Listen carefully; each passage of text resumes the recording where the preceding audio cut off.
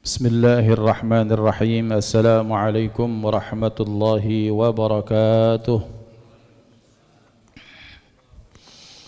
Innal hamdalillah nahmaduhu wa nasta'inuhu wa nastahdihi wa nastaghfiruh wa na'udzu bihi min shururi anfusina wa sayyiati a'malina. May yahdihillahu fala mudilla lahu wa may yudlil fala hadiya lahu. أشهد أن لا إله إلا الله وحده لا شريك له وأشهد أن سيدنا ونبينا محمدا عبده ورسوله من لا نبي بعده.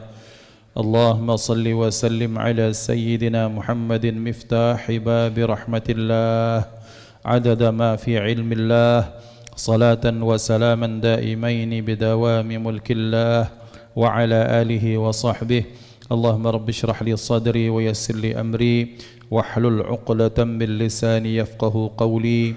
سبحانك لا علم لنا إلا ما علمتنا إنك أنت العليم الحكيم. اللهم ارزقنا فهم النبيين وحفظ المرسلين وإلهام الملائكة المقربين. اللهم أغننا بالعلم وزينا بالحلم وأكرمنا بالتقوى وجملنا بالعافية. لا حول ولا قوة إلا بالله العلي العظيم والحمد لله رب العالمين. نوينا التعلم والتعليم والتذكر والتذكير والنفع والانتفاع والإفادة والاستفادة والحث على التمسك بكتاب الله تعالى وسنة رسوله والدعاء إلى الهدى والدلالة على الخير ابتغاء وجه الله ومرضاته وقربه وثوابه سبحانه وتعالى. على هذه النية وعلى كل نية صالحة وإلى حضرة النبي المصطفى محمد صلى الله عليه وسلم بسر الفاتحة. أعوذ بالله من الشيطان الرجيم. بسم الله الرحمن الرحيم. الحمد لله رب العالمين الرحمن الرحيم مالك يوم الدين. إياك نعبد وإياك نستعين صراط المستقيم صراط الذين أنعمت عليهم غير المغضوب عليهم ولا الضالين. Alhamdulillah, segala puji bagi Allah Subhanahu wa taala Al-Mun'im, zat yang terus memberikan nikmat. Mari kita terus berupaya mensyukuri nikmat Allah qalban wa fi'lan wa arkanan wa lisanan, baik dengan hati, dengan ucapan lisan serta anggota tubuh kita, jawarih kita. Mari kita bersalawat kepada baginda Nabi Muhammad sallallahu alaihi wa alihi wasallam dengan ucapan Allahumma salli wa sallim ala sayyidina Muhammad wa ala alihi wa ashabihi ajma'in. Mudah-mudahan salawat dan salam juga Allah limpah ruahkan kepada keluarga beliau, sahabat pengikut sekalian, dan masuk kita di dalamnya, amin Allahumma amin. Ikhwatal iman yang dimuliakan Allah, yang saya ta'zimi Bapak Ketua DKM, kemudian seluruh pengurus, wabil khusus imam masjid, para ustadz, para kiai, ikhwatal iman, dimanapun mengakses ta'lim kita pada pagi hari ini. InsyaAllah kita pada pagi hari ini akan melanjutkan pembahasan tentang nasihat-nasihat salafun as-salih, nasihat orang-orang terdahulu, nasihat para kekasih Allah, yang ketika kita mendengarkan nasihat-nasihat beliau, berharap hati kita mendapatkan asupan-asupan yang baik, sebagaimana kita butuh jasad kita, ragawi kita membutuhkan makanan dan zat-zat yang berguna, maka pun ruhani kita, hati kita membutuhkan asupan-asupan energi dan gizi. Alhamdulillah, pada pagi hari ini setelah 1 bulan kita dimasukkan ke dalam Zulqa'dah, kemudian berlanjut Zulhijjah, masuk kepada bulan Muharram, 3 bulan yang penuh dengan kebaikan daripada Allah. Maka ini kita sedang berada pada Ayyamul Haji. Kita doakan seluruh jamaah haji yang datang dari berbagai belahan bumi diberikan kesehatan, kelancaran, keselamatan, dijadikan haji mabrur, sa'yan masykur, dzamban maghfur, dan mudah-mudahan kita ditinggalkan pun pada saatnya Allah panggil, Allah hadirkan untuk melaksanakan ibadah haji dan berziarah kepada baginda Nabi Muhammad sallallahu alaihi wasallam. Ikhwah yang dimuliakan Allah Subhanahu wa taala, pada pagi hari ini kita akan membahas satu nasihat atau beberapa nasihat dari salafun salih. Bismillahirrahmanirrahim. Radhiyallahu ankum. Qala al-muallif rahimahullahu taala wa nafa'ana bi'ulumihi fid dharain amin. Wa ruwiya an Abi Darda'i, dan diriwayatkan dari Sayyidina Abi Darda. Wa fi ba'dil akhbari an Abi Dzarrin, dan dalam sebagian akhbar atau riwayat itu dari Abu Dzar. Wa fi ba'dil akhbari an Salman al-Farisi, dari sebagian riwayat itu dari Sayyidina Salman. Wal ma'rufu, sementara yang masyhur ini an Abi Dzarrin, dari Abu Dzar al-Ghifari. Apa perkataan Abu Dzar al-Ghifari? Annahu qal, beliau berkata, thalathun a'jabatni hatta adhakatni. Ada 3 perkara yang membuatku heran sampai-sampai aku menjadi tertawa. Heran, lucu, kemudian bikin aku ketawa, kata beliau. Ini ketawanya ulama aulia, bukan ketawanya kita. Wa thalathun ahzanatni hatta abkatni. Dan ada 3 perkara yang membuatku itu sedih sampai aku menangis, sampai membuatku menangis. Juga menangisnya para kekasih Allah, bukan menangisnya para penyanyi, selebritis atau ahli dunia.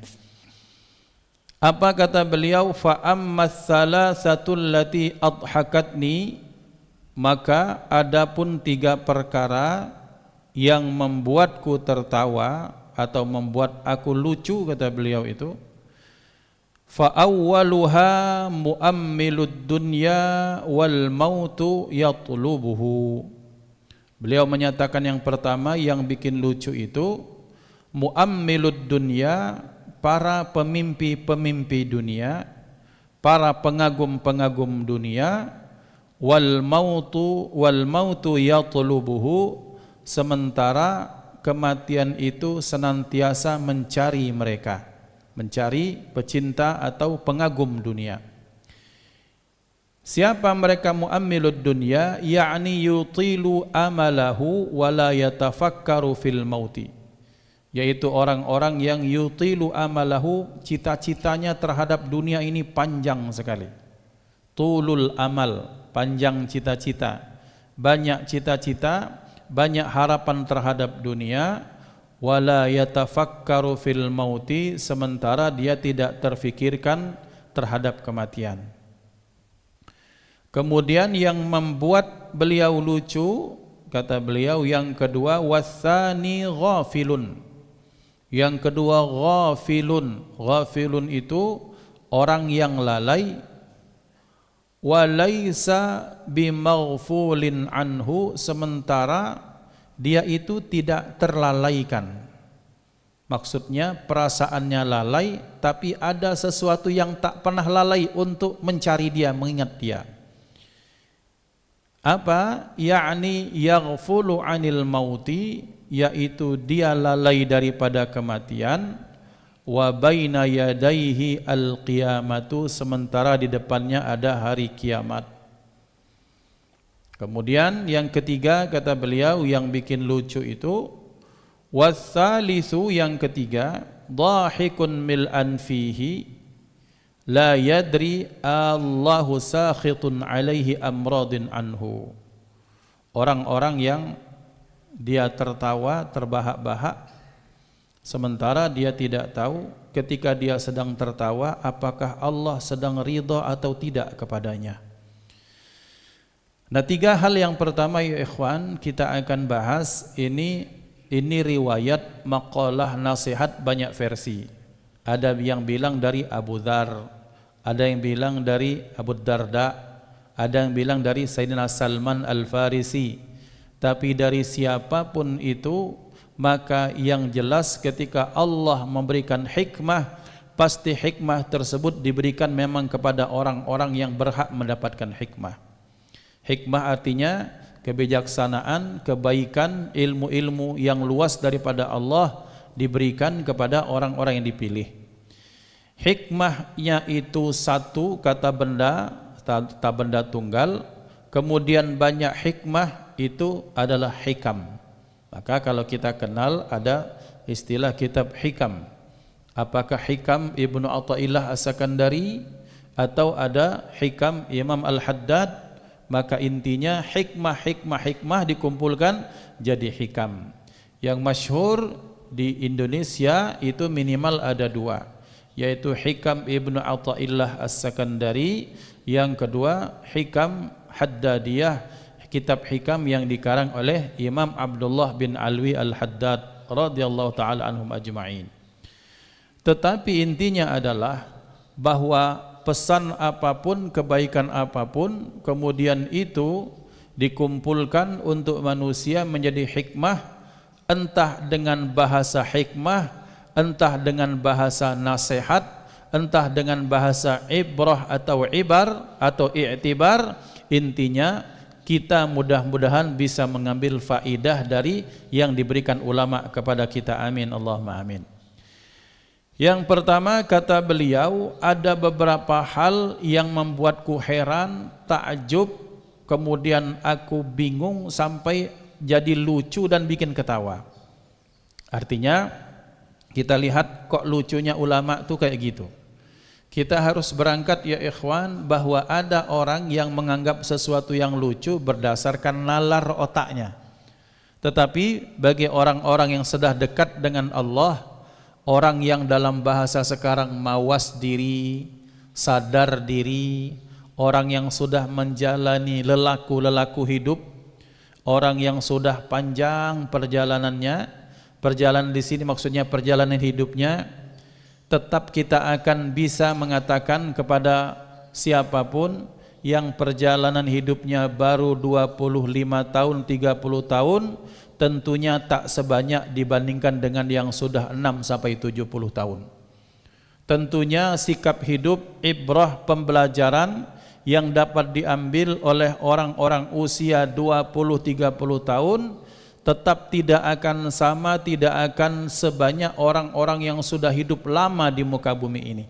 Maka disinilah Rasulullah sallallahu alaihi wasallam menyatakan, tidak termasuk orang yang menjadi pengikutku yang benar, yang dia itu terhadap yang muda tidak sayang, tidak cinta, sementara yang muda itu tidak ta'zim, tidak hormat kepada yang sepuh. Kenapa? Karena yang sepuh, yang tua, yang banyak umurnya, mereka mendapatkan hikmah yang lebih banyak daripada Allah Subhanahu wa taala. Sementara kita tahu hikmah itu pasti diberikan Allah adalah untuk kebaikan bersama. Maka dikatakan bahwa para aulia memandang sesuatu itu menyenangkan atau tak menyenangkan tentunya beda dengan pandangan ahli dunia. Bapak dan Ibu dimuliakan Allah, kita lihat kan kadang ada orang ngobrol, bapak itu tidak nyambung. Ngapo? Uji kita lucu, bagi dia tidak lucu. Tetapi bagi kita tidak lucu, bagi dia lucu. Kadang kita ketemu dalam kondisi seperti itu. Nah pun seperti itu dalam pandangan-pandangan kehidupan, ada yang menganggap bahwa sesuatu itu berharga, tapi ternyata bagi yang lain tak berharga. Maka sesuatu yang lucu pun bagi para ulama tentunya beda dengan orang-orang ahli dunia. Maka ikhwan dimuliakan Allah, dikatakan oleh Sayyidina Abu Dzar, beliau menyatakan ada 3 hal yang mengherankan, yang membuatku sampai bingung dan sampai ketawa. Itu apa? Kata beliau, ada 3 hal yang pertama membuatku tertawa. Yang pertama kata beliau, mu'ammilud dunya, ini sudut pandang cara berfikirnya ahli akhirat, bukan sudut pandangnya ahli dunia. Yang pertama kata beliau, mu'ammilud dunya, para pemimpi dunia, orang yang banyak cita-citanya terhadap dunia. Para pemimpi-pemimpi dunia itu mereka terus memimpikan, mengagungkan dunia, wal mautu yatlubuhu, sementara mereka itu dicari, dituntut, kemudian dibidik oleh kematian. Dalam bahasa sederhana, ada orang-orang yang mencintai dunia sampai listnya untuk dunia itu banyak. Entah listnya per hari, per bulan, atau bahkan untuk seumur hidupnya. Hari ini kita makan ini, lauk apa? Yang dibahas makan, fisik. Kemudian selanjutnya minggu depan kita makan apa? Bulan depan kita jalan-jalan kemana? Itu kan dunia semua. Kemudian selanjutnya nanti investasi apa? Yang dicari dunia. Nanti kita kumpul melakukan ini dan itu untuk dunia. Maka para pemimpi-pemimpi dunia itu, kata Abu Darda atau Salman Al-Farisi atau Sayyidina Abu Dzar Al-Ghifari, bingung. Dia mencari sesuatu, mengidamkan sesuatu, sementara dia sedang dituntut, dicari oleh sesuatu yang sangat pasti bernama kematian. Dalam bahasa sederhana itu begini kira-kira. Dalam bahasa sederhana, kita kan ini ada CCTV. Ada CCTV, kemudian CCTV itu di ruang kontrolnya itu ada ruang kontrol, yang ruang kontrol itu ada yang jaga servernya, melihat layarnya. Kemudian ketika di CCTV tersebut itu dia melihat di kanan kiri, ada mencuri, dicatat, direkam. Kemudian ada orang yang naik ke sini tiba-tiba jatuh, yang lihat di layar monitor tuh ketawa dia. Kemudian dia nggak sadar bahwa ternyata di ruang kontrol tersebut, ketika dia melihat layar, ternyata pun dia dipantau oleh bosnya yang punya CCTV juga. Ketika dia sedang duduk terjengkang di kamar sendirian, dia lihat bahwa dia sadar seolah-olah tidak ada yang melihat, padahal bos yang sedang melihat sedang ketawa melihat memantau dirinya. Maka ikhwan dimuliakan Allah, itulah kehidupan kita. Yang kita lihat dunia, yang dilihat dicita-citakan dunia, sementara ada satu pengintai yang tak pernah lengah untuk mencari kita kapan mencaplok ahli dunia yang terus mencaplok dunia. Siapa itu? Itulah kematian. Maka ibarat kata misalnya kalau dalam dunia perburuan, misalnya ada ular atau ada ikan besar memburu ikan kecil di lautan, ngintai-ngintai ikan tuh, pergerakannya diintai sama ikan besar ini sampai nyamar-nyamar, kira-kira seperti itu. Sementara ketika dia sudah mencaplok ikan kecil, tiba-tiba dia dicaplok oleh gurita yang dari awal sudah memantau dirinya. Maka itulah kehidupan dunia ya ikhwan. Betapa banyak ada orang-orang yang terus pikirannya terhadap dunia, cita-citanya terhadap dunia sangat tinggi, sementara Rasulullah SAW mengajarkan satu doa, yang doa ini mengajarkan kepada kita, Allahumma la taj'alid dunya akbar hammina wala mablagha ilmina. Dua hal terhadap dunia yang Rasulullah itu berpaling, kemudian mengajarkan jangan sampai seperti itu. Apa yang pertama? Ya Allah, jangan jadikan dunia sebagai akbar hammina, sebagai puncak tertinggi cita-cita kami. Jadi betapa banyak ada orang yang terhadap sesuatu itu cita-cita tertingginya apa? Yang penting Ustadz, makan lemak, banyak beras, awak waras, ras-ras yang lain, tapi tak terpikirkan di akhirat nanti bagaimana. Pokoknya duit banyak, investasi banyak, pacak jalan-jalan, tidak ada sedikit pun misalnya omongan nak berangkat haji atau mungkin hadir pengajian, melok majelis taklim, pikirannya dunia terus. Nah kata Rasulullah, ya Allah jangan jadikan kami golongan seperti itu. Yang kedua, ya Allah wala mablagha ilmina, tolong ya Allah jangan jadikan puncak informasi kami, ilmu kami itu hanya aspek dunia saja. Dalam bahasa sederhana, menbahasa kita Palembang ini, kalau bab dunia itu paseh nian, sementara kalau bab akhirat tatak-tataan. Apa maksudnya? Kalau tentang dunia itu bicara tentang ini, makanan ini dia tahu, bicara tentang politik dia tahu, bicara tentang itu dia tahu, bagus. Tetapi diajak ngobrol tentang kapan kita nak puasa, tidak tahu aku. Kemudian berapa rukun Islam? Nah, aku belum belajar. Lah pacak ngaji belum? Aku sibuk. Nah, yang seperti ini ya ikhwan, itu artinya informasinya tentang dunia dia kuasai, sementara tentang akhirat, tentang agama dia minim sama sekali. Maka Rasulullah sallallahu alaihi wasallam bersabda, Allah itu, kata Rasulullah, benci sekali terhadap siapa? Orang yang kalau terhadap dunia dia lihainya minta ampun, alimnya minta ampun, sementara terhadap akhirat, terhadap agama dia tidak punya pengetahuan, bahkan tidak punya keinginan sedikit pun untuk belajar akhirat maupun belajar agama. Allah benci. Maka ikhwan dimuliakan Allah, siapa yang melarang kita untuk bermain bola? Tidak ada. Siapa yang melarang kita untuk mengidolakan pesepak bola? Tidak ada. Tapi jangan sampai kesenangan kita, kemudian keidolaan kita terhadap seseorang dan sesuatu menjadikan perhatian kita terhadap akhirat itu teralihkan. Dalam bahasa sederhana, untuk pemain bola dilahirkannya dia tahu, lingkar pinggangnya dia tahu, berat badannya dia tahu, nomor sepatunya dia tahu. Tapi ditanya hukum nun mati bertemu dengan ba ada berapa? Ada berapa iklab, hurufnya ada berapa? Ada 15 katanya. Kira-kira seperti itu. Nah, ikhwan dimuliakan Allah, Allah benci dengan orang-orang seperti ini. Silahkan cari dunia, tapi ketika dunia itu mengambil semua perhatian kita sehingga tidak punya jatah sedikit untuk akhirat, nah di situ yang Allah benci. Kemudian yang kedua, watsani, yaitu yang kedua yang membuat lucu itu, kata beliau, ghafilun, orang yang lalai, walaysa bimaghfulun anhu, sementara dia tidak pernah lepas untuk diincar. Maknanya bagaimana?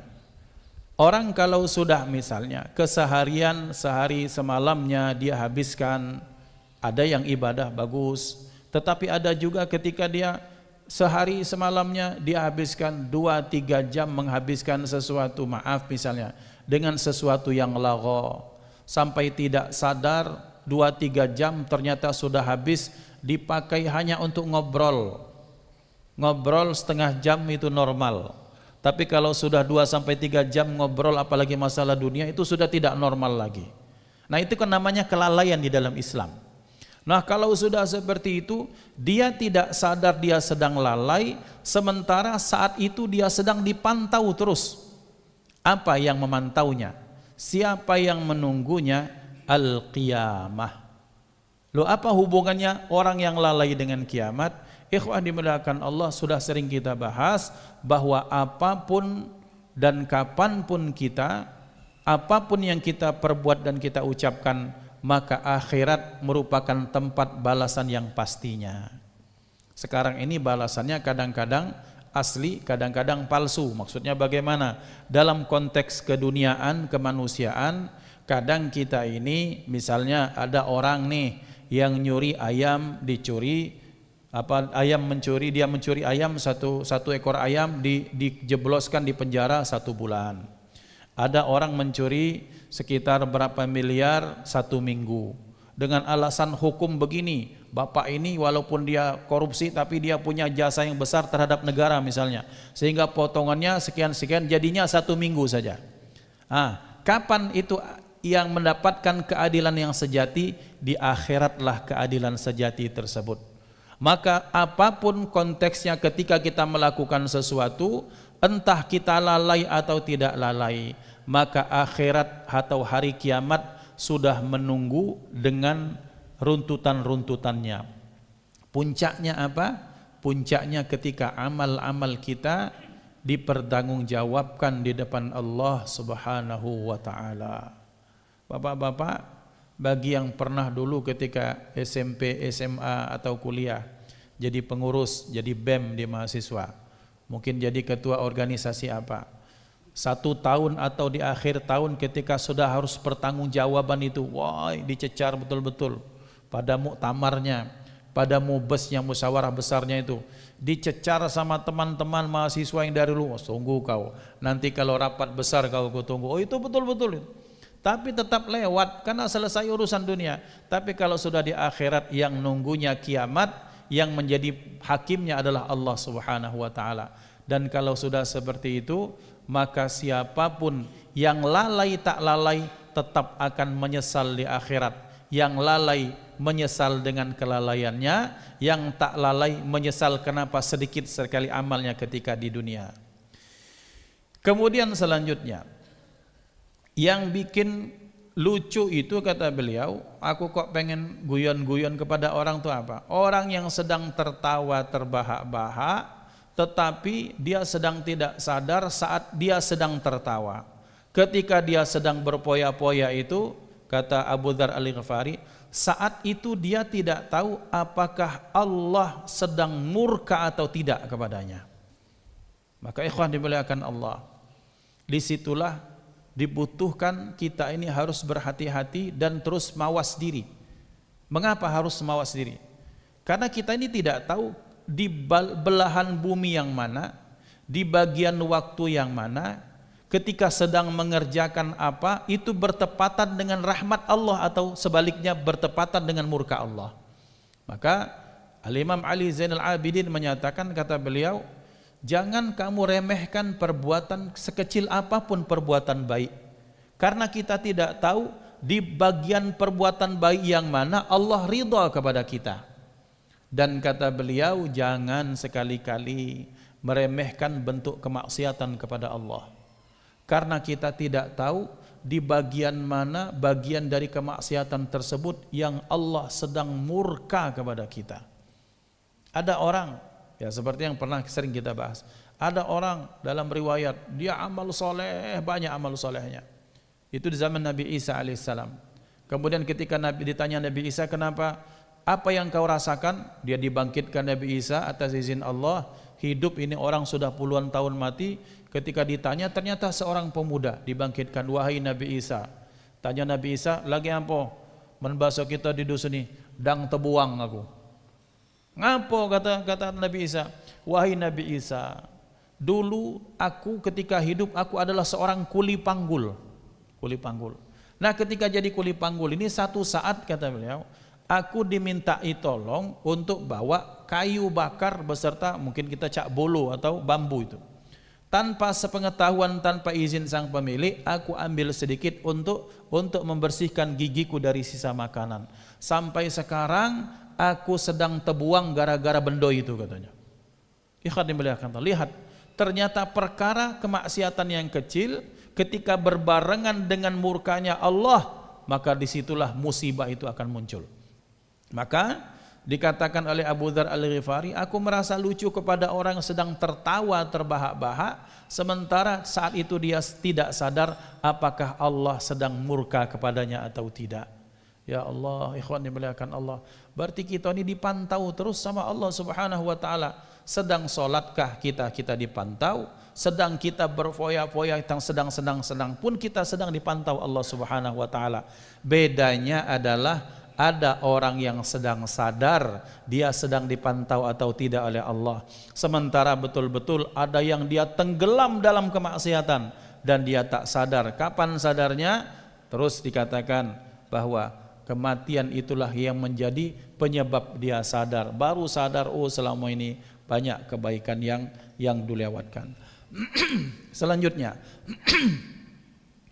kata beliau, adapun yang membuatku menangis itu apa? Pertama, firaqul ahibbah. Yang membuat aku menangis itu meninggalkan kekasih yang kucintai. Ini yang ngomong siapa? Yang ngomong Abu Dzar Al-Ghifari, yang ngomong Salman Al-Farisi. Kalau yang ngomong Iqbal Harun, ngapo sedih Iqbal? Siapa yang disedihkan? Anak bungsu Ustaz. Ya Allah, anak bungsu, anak peruju. Atau mungkin kalau yang kedua bini muda, kira-kira mah itu.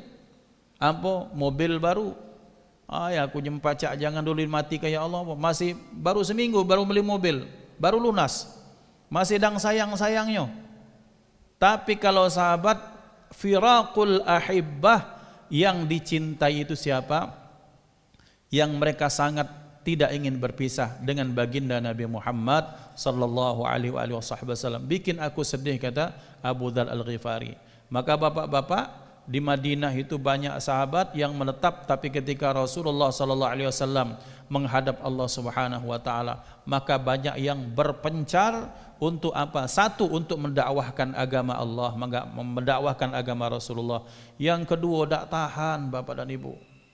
Mak mano dak tahan. Ya, seperti inilah para asatidz pasti merasakan, para habaib merasakan bagaimana sampai saat ini tidak bisa rasanya kehilangan Habib Mahdi bin Syahab Allah yarham. Di acara apa pasti yang dibahas beliau. Dalam acara apa yang terkenang beliau. Andaikan beliau masih hidup. Itu sekelas Habib Mahdi.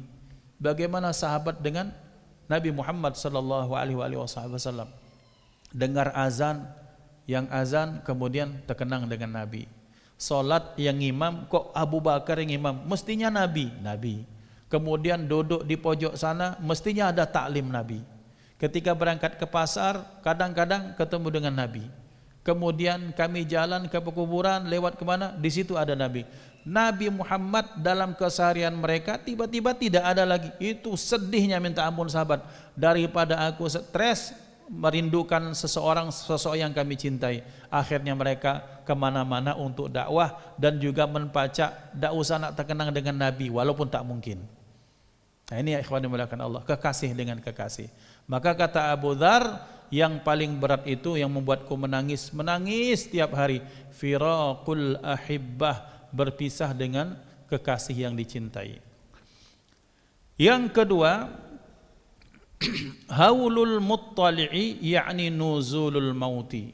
Yang beliau menyatakan yang kedua yang bikin menangis itu betapa mengerikannya pengintai itu. Mengerikan, menyeramkan. Siapa dia? Dia adalah kematian. Yang kalau dia datang, susahnya, beratnya minta ampun. Nah, ini tentang bab-bab untuk zikrul maut.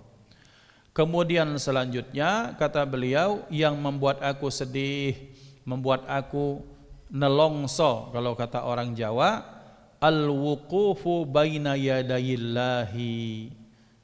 Kaget kalau aku sudah tegak di depan Allah, katanya sudah dihadapkan di depan pengadilan Allah. Apa yang terjadi? La adri ila aina ya'muru bi rabbi a ilal jannati am ilan nari. Kalau sudah Allah sudah tegakkan itu, aku tidak tahu keputusan Allah ke kanan atau ke kiri. Sa'idun am syaqiyun, bahagia ataukah sengsara. Jannatun au narun, kata beliau, surga atau neraka. Aku tidak punya kepastian itu. Makanya aku sedih kalau sudah bayangkan nanti sudah di depan pengadilan Allah. Ya Allah, rasanya mulut ya terkunci. Semua itu menjadi saksi dalam untuk perbuatanku. Kalau sudah seperti itu tidak ada yang bisa direkayasa nih, kata Abu Dzar Al-Ghifari. Kalau sudah seperti itu tinggal nasib penunggu badan mak mano.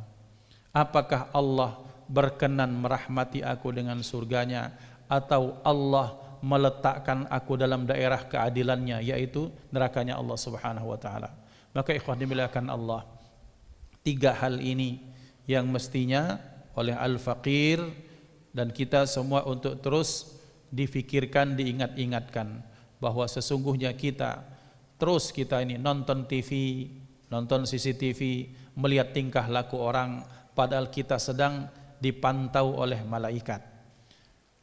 Setiap hari kita ini entah menangis, entah tertawa, entah kebaikan, entah keburukan yang kita lakukan, dan sadar atau tidak, sekarang ini dan seterusnya Allah terus memantau kita. Maka mudah-mudahan bahwa ini merupakan bentuk pengingat bagi al-faqir dan kita semua, bahwasanya dunia ini adalah mazra'atul akhirah, bahwa dunia ini merupakan sawah ladangnya akhirat, dan kita berharap bahwa yang baik-baik saja yang kita tanam, sehingga kelak di akhirat pun yang baik-baik saja yang kita panen insyaallah. Hadanallah wa iyyakum ajma'in. Usikum wa nafsi bitaqwallah.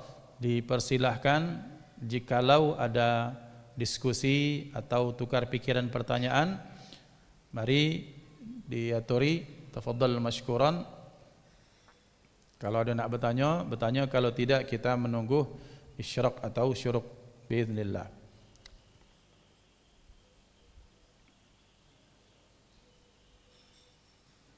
Ini ada kena.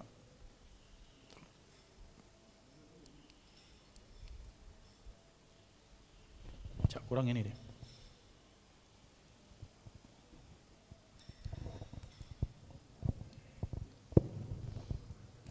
Assalamualaikum warahmatullahi wabarakatuh. Waalaikumsalam warahmatullahi wabarakatuh. Izin bertanya Ustadz. Tadi Ustadz mengatakan bahwa dalam setiap keburukan itu ada murka Allah yang kita tidak tahu. Dan juga Ustadz mengatakan bahwa di dalam suatu kebaikan itu ada ridho Allah yang kita pun tidak tahu. Apakah ini merupakan suatu rahasia atau perkara yang dirahasiakan Allah? Itu pertanyaannya. Seperti malam Lailatul Qadar itu kan ada di bulan puasa, tapi dirahasiakan. Kematian, hari kiamat. Apakah itu juga merupakan salah satu perkara yang dirahasiakan Allah? Terima kasih. Wassalamualaikum warahmatullahi wabarakatuh. Waalaikumsalam warahmatullahi wabarakatuh. Pertanyaan yang Masya Allah super. Jazakumullah khair. Jadi ini maqalah Al-Imam Ali Zainal Abidin. Beliau menyatakan ada versi, ada 3 atau 4. Kata beliau menyatakan radhiyallahu anhu, sesungguhnya Allah Subhanahu wa taala itu merahasiakan 3 atau 4 perkara di balik 3 atau 4 perkara. Pertama kata beliau, Allah merahasiakan ridhanya di dalam ketaatan kepadanya. Maka kata beliau, maka janganlah engkau meremehkan perbuatan baik sekecil apapun, berharap bahwa kebaikan tersebut disitulah sedang bertepatan dengan ridha Allah Subhanahu wa taala. Nah, jadi artinya secara umum ridha Allah diberikan pasti, tetapi dalam kepastian bahwa Allah sedang menurunkan rahmat itu saat itu Allah sengaja acakkan itu atau Allah rahasiakan. Apa gunanya? Apa manfaatnya? Supaya satu, kita tidak meremehkan perbuatan baik dalam bentuk apapun. Itu satu. Kenapa? Karena kadang-kadang kita ini mengklasifikasikan amalan itu besar atau tidak, ternyata kita melihat reward atau balasannya. Wah, ini surah Kahfi, anti fakir. Wah, ini penting bagi kita supaya tidak buntu, supaya tidak bokek. Sementara apa baca salawat? Salawat biar ini baik, misalnya hati tenang, akulah tenang hatiku, kaki pada salawat. Kemudian baca Kahfi, baca Al-Waqi'ah saja misalnya. Nah, dampaknya adalah kalau kita berpikiran untung rugi besar kecil pahala, kadang-kadang kita akan meremehkan perbuatan baik. Kita akan menganggap bahwa sholat 5 waktu betul, akan menganggap kurban ini besar sekali pahalanya. Sementara buang sampah setelah kita sarapan kaget dianggap biasa weh. Kita tidak tahu kurban kita lewat karena kita dikusuk-kusuk kawan, ala kebaiknya Pak Haji, ngembang, cuping hidungnya ngembang, perutnya melayang-layang sehingga dia urung ikhlas. Sementara dia tidak sadar ini ada bungkus ini, ada bungkus pipet itu, ada bungkus pipet, kemudian cucupan bahasa kami di dusun ini. Kemudian bungkus kecil plastik itu tanpa dia itu karena sudah jadi kebiasaan baik dia masukkan di sini. Selesai. Ketika dia nyembelih kurban karena dikusuk-kusuk kawan muncul riaknya. Tetapi ketika dia masukkan plastik misalnya, dia saking ikhlasnya bertepatan ridha Allah. Ternyata itu yang membuat Allah SWT ridha. Nah, di situ satu. Yang kedua, mengapa Allah merahasiakan seperti itu? Karena sejatinya perbuatan baik itu tidak ada kecil, tidak ada besar. Semuanya besar. Sama dengan nikmat, emang ada nikmat kecil, emang ada nikmat besar. Klasifikasi kita itu yang kadang membuat besar dan kecil karena itu menguntungkan atau tidak menurut pendapat kita. Nikmat ini besar, kenapa? Karena dia menguntungkan. Nikmat ini kecil karena itu bahkan mungkin merugikan. Ya seperti hujan saja itu kan, kata hujan apa salah dan dosaku kenapa harus dijelek-jelekkan sama siapa? Sama tukang es misalnya. Sementara aku dipuja-puja sama ojek payung. Dia bebas nilai, tetapi yang paling kita harus sadar hujan itu adalah kebaikan daripada Allah Subhanahu wa taala. Maka berarti kenapa kita disarankan jangan memilih amalan, karena kita berharap di setiap amalan itulah ternyata ridha Allah sedang diberikan kepada kita. Nah, itu artinya rahmat. Sementara pun maksiat wal iyadu billah pun seperti itu. Ternyata ada orang melakukan kemaksiatan yang besar, ternyata sedang tidak berbarengan dengan murka Allah. Tapi ketika dia melakukan yang kecil saja tapi berbarengan dengan murka Allah, itu pun asbab Allah murka dan neraka wal iyadu billah.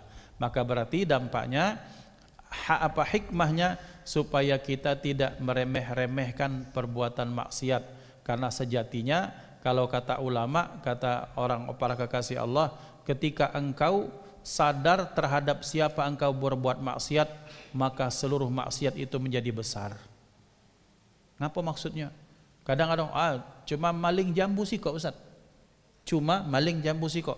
Sementara bapak itu kan mainnya miliaran misalnya. Aku kan cuma jambu sih kok. Melihat konten buahnya betul, tapi kalau melihat kepada siapa kita maksiat, nah di situ kita akan sadar bahwa ternyata kita sedang berhadapan dengan Allah. Nah, itu maknanya ditakutkan bahwa ketika kita sedang melakukan kemaksiatan ternyata berbarengan dengan murka Allah, dan kalau sudah seperti itu wal iyadu billah balaun mubin. Mudah-mudahan Allah berikan al-afiyah insyaallah. Nasallallahu salamah wal afiyah. Begitu Pak, insyaallah. Baik, ada yang lain? Mari kita tutup dengan sama-sama memaksimalkan dengan berdoa minta diijabah Allah Subhanahu wa taala dalam majlis yang baik ini. A'udzubillahi minasyaitonir rajim. Bismillah